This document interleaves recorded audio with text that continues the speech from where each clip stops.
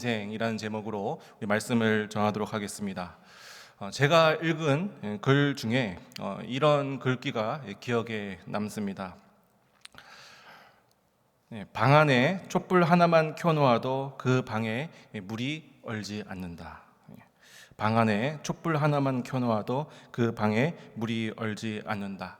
이게 얼마나 과학적으로 신빙성 있는 말인지는 모르겠지만 맞는 것 같습니다. 그 깜깜한 방 안에 촛불 하나가 딱 켜져 있다면 최소한 우리 마음의 그릇에 물은 얼지 않을 것 같습니다.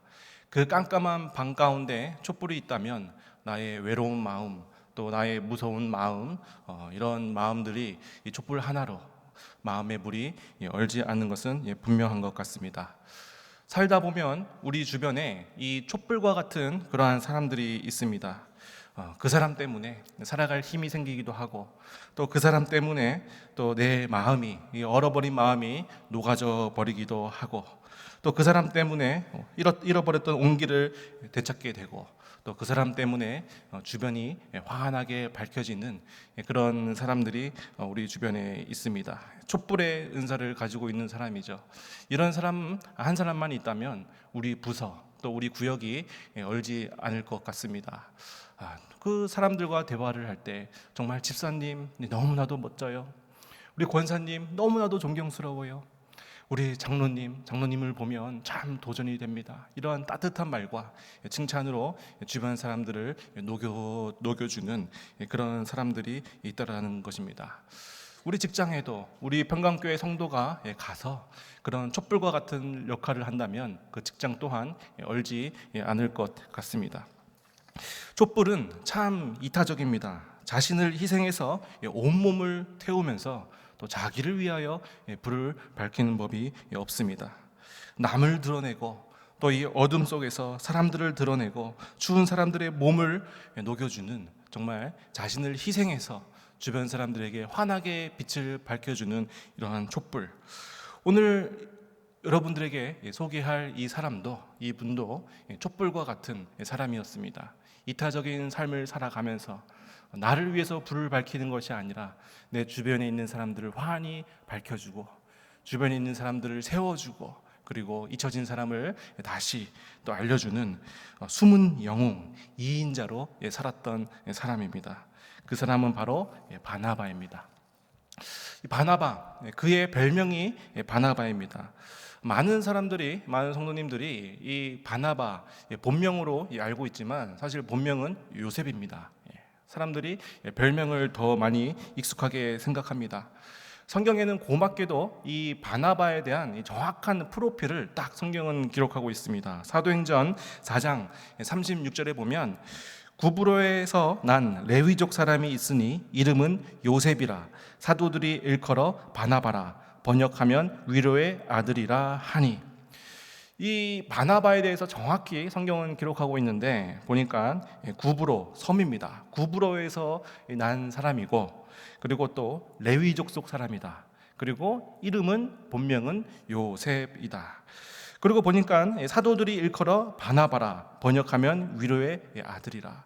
그러니까 한 사람이 꾸역꾸역 나 바나바한테 위로받았어, 그래서 이 사람은 위로의 아들이야, 이렇게 말한 것이 아니라 오늘 본문에 보니까 사도들, 복수입니다. 모든 12사도가 다 동의해서 저 사람은 정말 위로자다, 위로의 아들이다, 이렇게 모든 사도들이 다 공감해서 불렀다라는 것입니다. 한국말로 번역하면 이거죠. 저기 위로의 아들 지나간다. 저기 위로의 아들 오네. 저기 위로의 아들이네. 이렇게 불렸다라는 것입니다.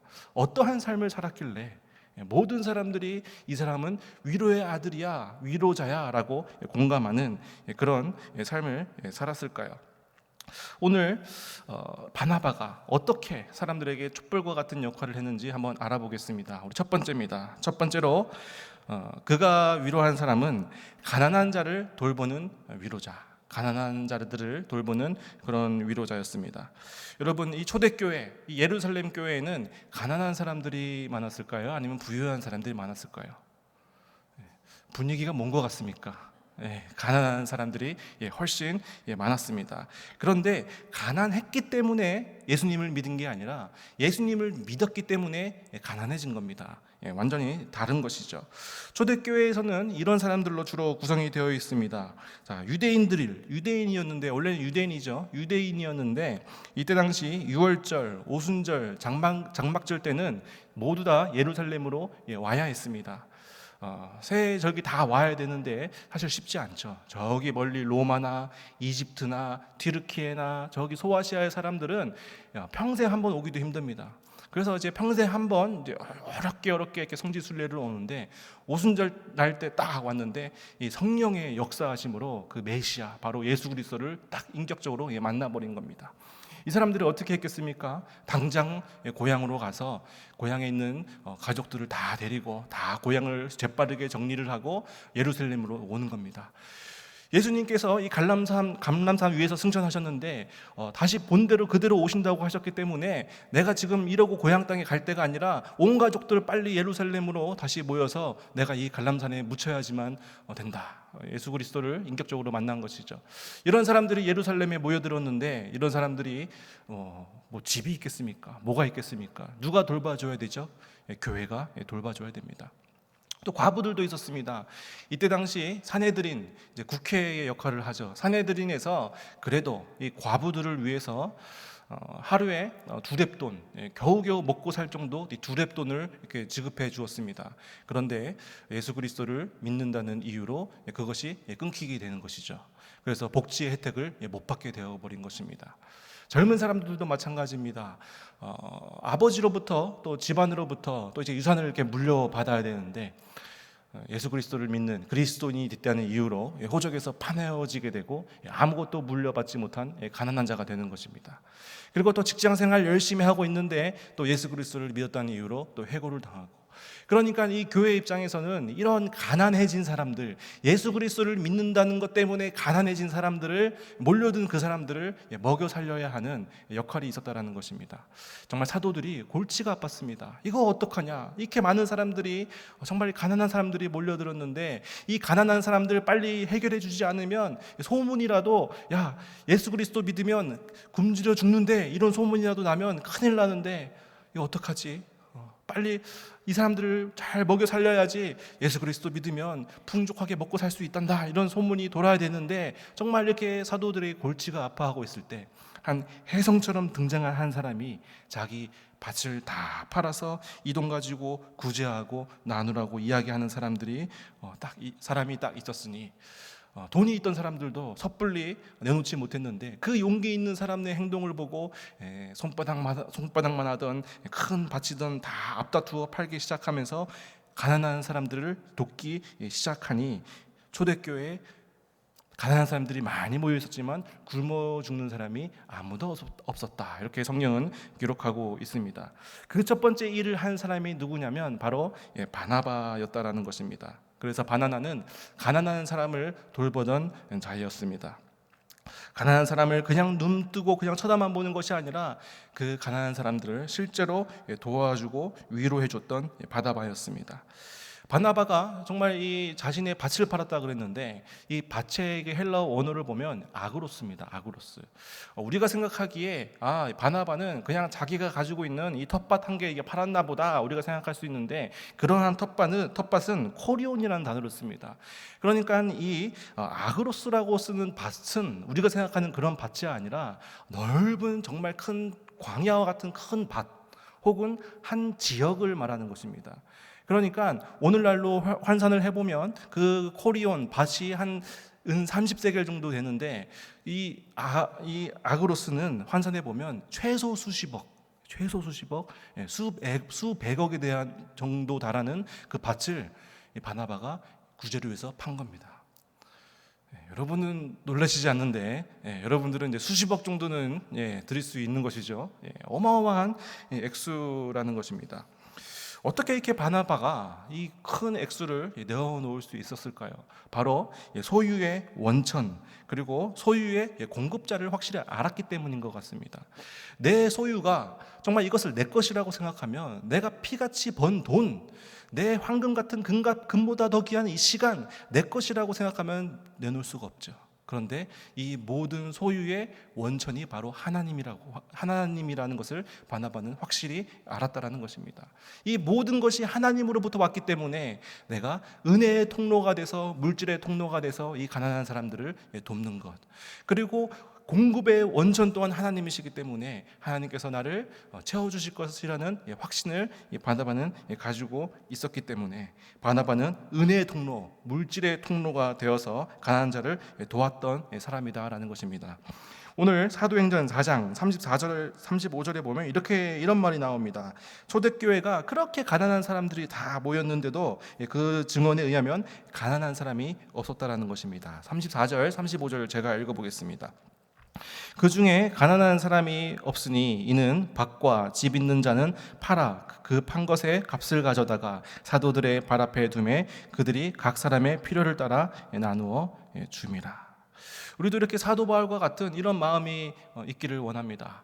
물질뿐만이 아니라 또 마음이 가난한, 또 여러 가지 힘든 그러한 사람들을 보았을 때 우리가 이 바나바의 은사를 가지고 그 촛불의 인사로 그 사람들을 비춰서 앞으로 구제하게 하고, 또 뒤에서 챙겨서 구제하기도 하고, 또 옆에서 구제하기도 하고, 또 끌어서 구제하기도 해서 기어코 그 사람을 살리는 이 바나바의 은사가 우리에게도 있어야 될 줄로 믿습니다. 바나바는 그런 칭찬받아 마땅할 그런 사람이었습니다. 그래서 첫 번째 바나바는 가난한 사람을 돕는 위로자였고, 두 번째 바나바는 어떤 위로자였냐 하면은 실패한 자를 세워주는 위로자였습니다. 실패한 자를 세워주는 위로자. 세상은 실패한 사람들에게는 별로 관심이 없습니다. 실패한 사람들을 그냥 루저 이렇게 우리는 이야기를 합니다. 항상 세상은 성공한 사람들을 주목을 합니다. 그런데 이 실패한 사람의 눈을 떼지 못하는 사람이 있었으니 바로 이 바나바였습니다. 바나바는 어떤 위로자였냐 하냐면 실패한 사람의 손을 잡아서 기어코 그 사람을 성공으로 만들어주는 사람이었습니다. 실패자 누구였죠? 마가입니다. 마가의 다락방. 이 마리아라는 이 여인의 집에 다락방이 있었는데, 이 다락방이 이 초대교회 예루살렘 교회의 핵심 거점이었습니다.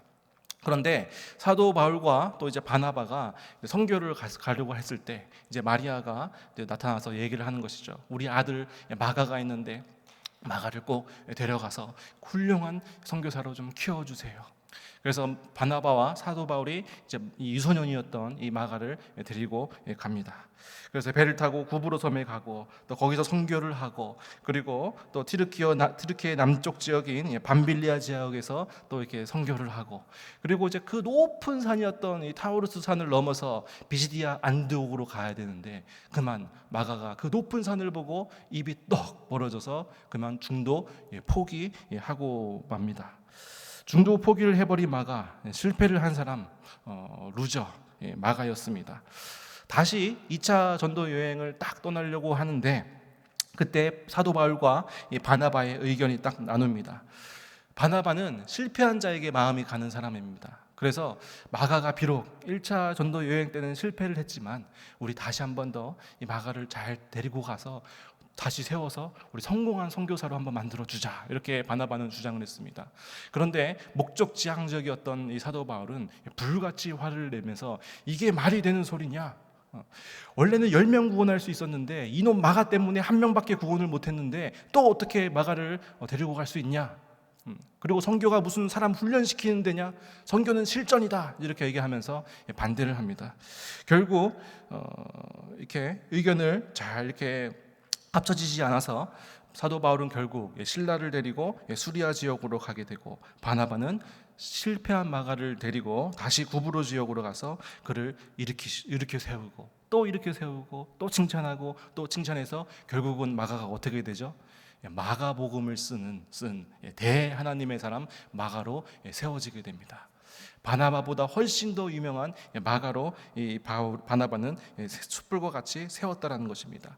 사도행전 15장에 보면 이런 말이 나옵니다. 37절에 바나바는 마가라 하는 요한도 데리고 가고자 하나 바울은 밤빌리아에서 자기들을 떠나 함께 일하러 가지 아니한 자를 데리고 가는 것이 옳지 않다 하여 서로 심히 다투어 피차 갈라서니 바나바는 마가를 데리고 배 타고 구브로로 가고.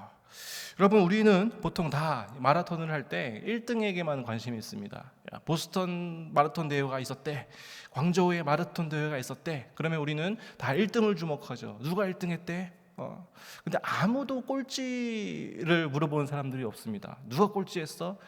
아무도 모릅니다. 다 사람들은 1등에게 도열을 해서 다 박수를 하고 1등만 기사에 나옵니다.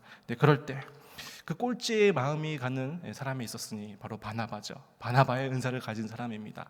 꼴찌로 달리고 있는 그 사람에게 가서 수건을 던져주면서 땀도 닦으라 그러고, 또 목마를 것 같으면 또 물도 던져줘서 물도 마시게 하고, 또 지칠 것 같으면 옆에서 힘내라 힘내라 하면서 막 응원도 하고, 결국 평행선으로 꼴찌를 데리고 같이 들어오는 사람, 이 사람이 바나바였다라는 것입니다. 우리 교회가 너무나도 익숙해서 주차장에서 눈 감고도 여기서 좌회전하고 또 여기서 계단 타고 올라가면 본당이지 우리는 딱 아는데, 이 바나바의 그래서 우리는 허겁지겁 예배드리기 바쁜데 보통 사람들은 다 그런데, 이 바나바의 은사를 가지고 있는 사람들은 그 입구에서 우왕좌왕하는 사람이 보인다라는 것입니다. 저 사람 새로운 사람이구나. 그래서 가서 처음 오셨죠? 제가 뭐가 필요하시나요? 이렇게 물어보기도 하고, 어디를 찾으시나요? 제가 본당으로 안내해 드릴게요. 그래서 안내를 해서 또 자리에 또 다 앉혀드리고, 자녀가 있으신가요? 자녀가 고등학생인가요? 아이고, 우리 고등부가 있습니다. 지하 2층까지. 시설은 보기에 누추해 보이지만 좋은 선생님들이 있습니다. 같이 손잡고 또 아이들도 한번 맡겨주고, 이렇게 우왕좌왕하는 사람, 뒤처진 사람을 보는 바나바의 은사를 가진 사람이 있다라는 것입니다. 우리가 직장 생활을 할 때에 상사로서 10년, 20년 직장 생활을 할 때에 신입사원들이 다 들어왔는데, 똘똘한 신입사원들은 사람들이 다 박수를 쳐주죠. 야, 똘똘하구나. 그런데 어리버리하면서 적응 못하는 그 사람 딱 눈에 보여서, 눈에 밟혀서 데리고 와서 커피 한 잔 주면서 뭐 필요한 거 없냐, 뭐 어려운 거 있으면 나한테 물어봐라. 이렇게 바나바의 은사로 또 따뜻하게 그 직장을 대우는 그런 사람이 있더라는 것입니다. 바나바의 은사를 가진 사람은 눈에 밟히는 게 있습니다. 아이고, 이 집사님 정말 생각해 보니까 오랫동안 우리 예배 자리에 못 나왔네. 아이고, 어떻게 지내나 문자도 해보고 또 전화도 해보는데 받지도 않고, 그래서 직접 찾아가는 거죠. 직접 찾아갔는데도 문을 열어주지 않아서 또 찾아가고, 결국은 그 문을 열고 또 그분의 또 아픈 마음 또 들어주고 위로해주면서 치료해주고, 또 몸이 아프다면 나의 기도의 동력자들에게 알려서 함께 기도해서 결국은 마음도 치료하고 또 몸도 치료시켜서 손잡고 다시 이 예배 자리로 나오게 하는 사람, 바로 이 바나바의 은사를 가진 사람입니다. 이렇게 뒤처진 자를 돌볼 줄 아는 그런 성도들이 가득한 교회, 그 교회가 좋은 교회입니다. 이런 굉장한 말이 있습니다. 굉장히 멋진 말이 있습니다. 볼까요? 하나님은 믿음의 경주를 할 때에 1등 들어오는 사람을 좋아하지 않으시고 같이 들어온 사람을 좋아하신다. 하나님은 믿음의 경주를 할 때 1등 들어온 사람을 좋아하지 않으시고 같이 들어온 사람을 좋아하신다. 굉장히 멋진 말 아닙니까? 굉장히 멋진 말 아닙니까? 정말 우리가 1등으로 들어가는 것도 좋은데, 1등으로 들어가는 것도 대단한 일인데, 칭찬받을 일인데, 하나님은 그것보다 내가 달려가면서 내 주변에, 내 뒤에 뒤처진 사람 챙겨주고, 쓰러진 사람 회복시켜주고, 또 낙오할 것 같은 사람 함께 붙잡고 함께 들어가는 사람을 하나님이 더 좋아하신다라는 것입니다. 이 멋진 말을 누가 했느냐? 조요셉 목사가 했습니다. 제가 만들었습니다. 설교 준비를 하면서 너무나도 뿌듯해서 제 손으로 머리를 쓰담 잘했다 해주면서, 그렇구나, 하나님은 1등 들어오는 것도 물론 기뻐하시지만 그것보다 바나바의 은사를 가지고 내 주변에 쓰러지고 위로가 필요한 사람들을 함께 데려가는 그것을 하나님이 더 좋아하시는구나. 우리가 믿음의 경주를 할 때 그 결승전에 딱 예수님, 우리 주님이 딱 기다리고 서 계시는 겁니다.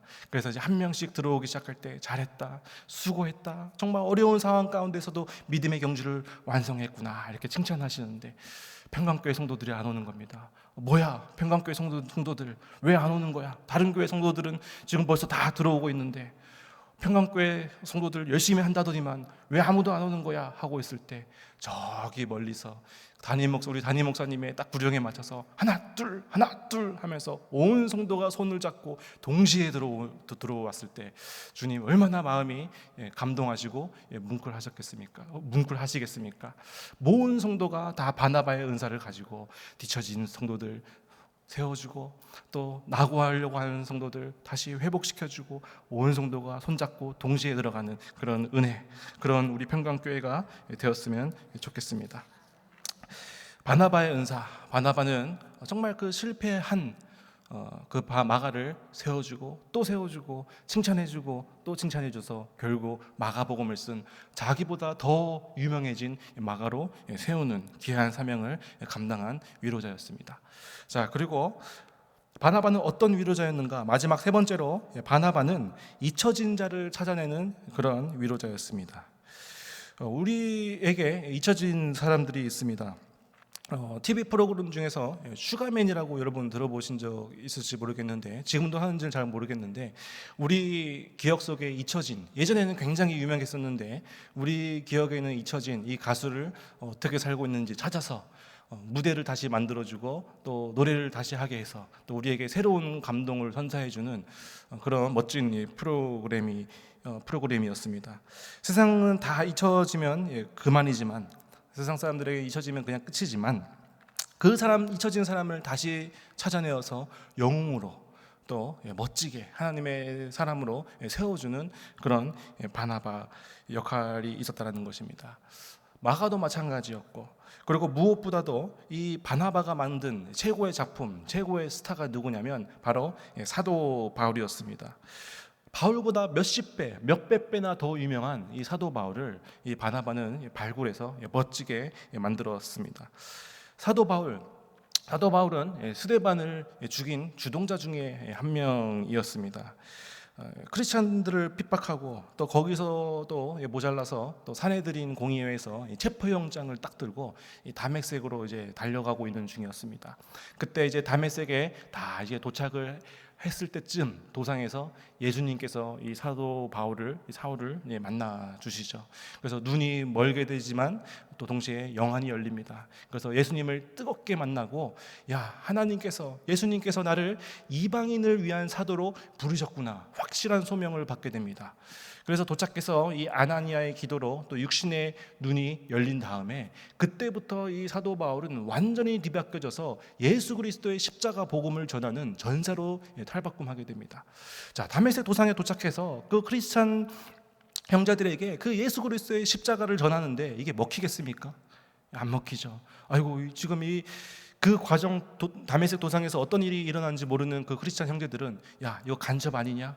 우리 이렇게 다 모아서 한 번에 우리를 잡아서 죽이라는 것보다 간첩이다 하면서 배척당하게 되고, 또 유대인들에게는 또, 야, 저 그리스도인들 잡으려고 보냈는데 예수쟁이가 됐네 하면서 또 배신자다 하고 배척당하고, 결국은 또 사도 바울은 예루살렘으로 옵니다. 또 예루살렘으로 오니까 그 예수 그리스도 십자가의 복음을 막 전하니까 이 열두 사도들이 마음이 너무 부담스러운 겁니다. 이게 맞나?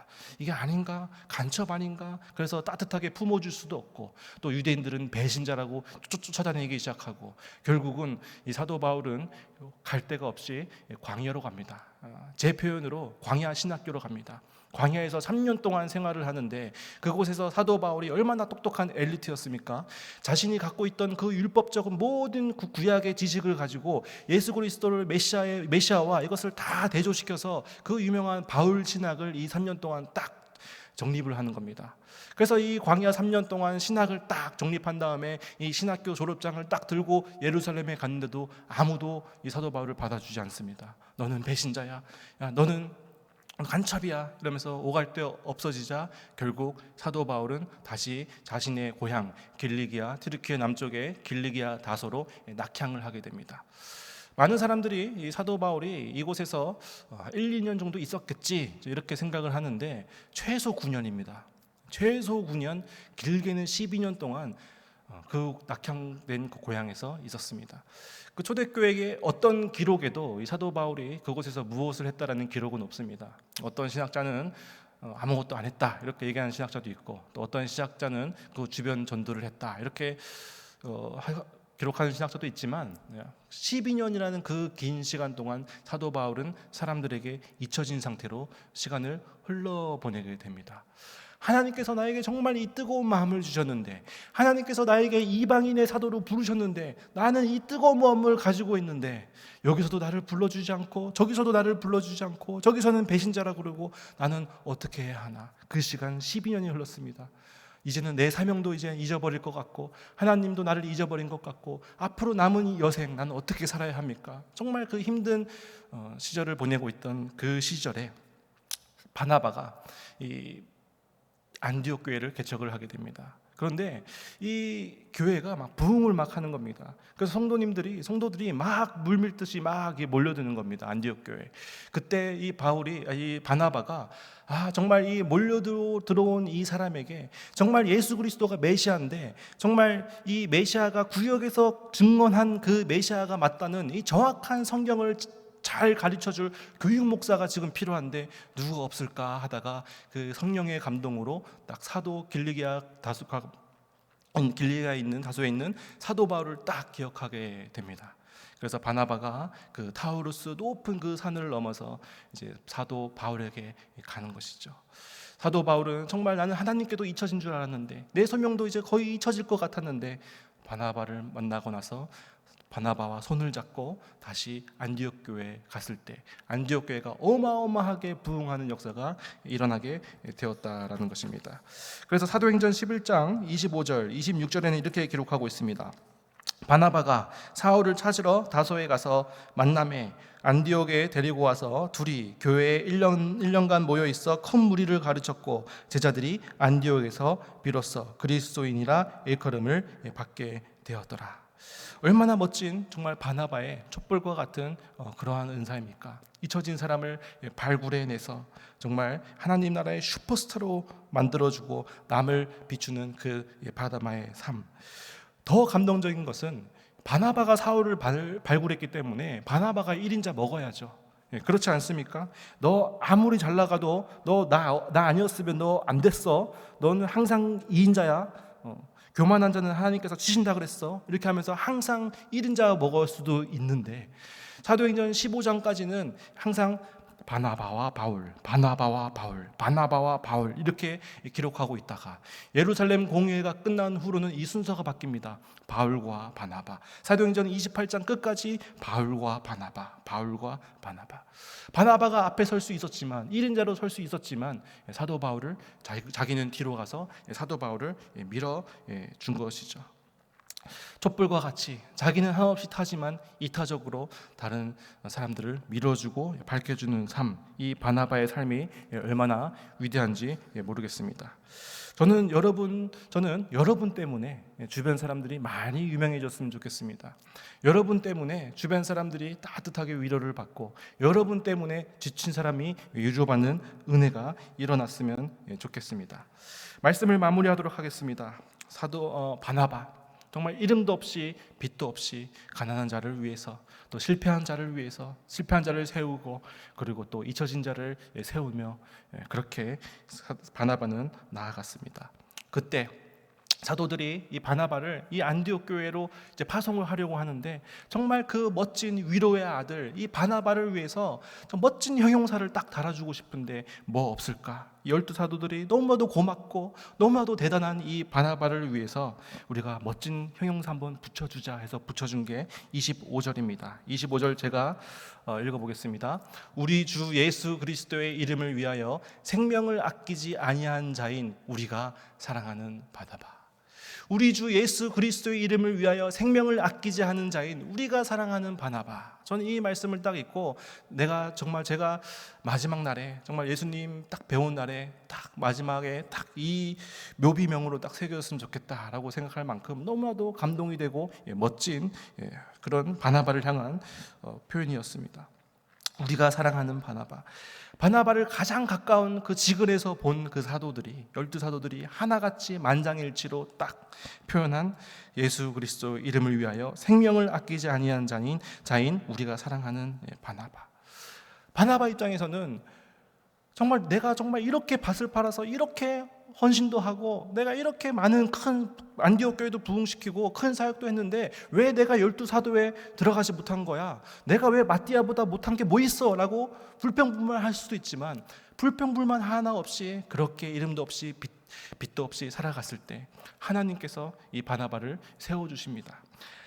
사도행전에 하나님께서 바나바를 보고 계시다가 사도행전에서 그를 하나님께서 뭐라고 평가를 하시냐면 오늘 본문입니다. 24절입니다. 우리 다 같이 한번 마지막으로 읽어보겠습니다. 시작. 바나바는 착한 사람이요 성령과 믿음이 충만한 사람이라 이에 큰 무리가 주께 더하여 지더라. 정말 최고의 찬사 아니겠습니까? 우리 한번 요 구절에 우리가 바나바와 같은 은사를 가지고 이 교회를 또 공동체를 섬기겠다는 마음으로 이 바나바 대신에 우리 이름을 넣어서 한번 외쳐보겠습니다. 시작. 조요셉은 착한 사람이요 성령과 믿음이 충만한 사람이라 이에 큰 무리가 주께 더하여 지더라. 우리에게도 이러한 역사가 우리 삶 가운데 일어날 줄로 믿습니다.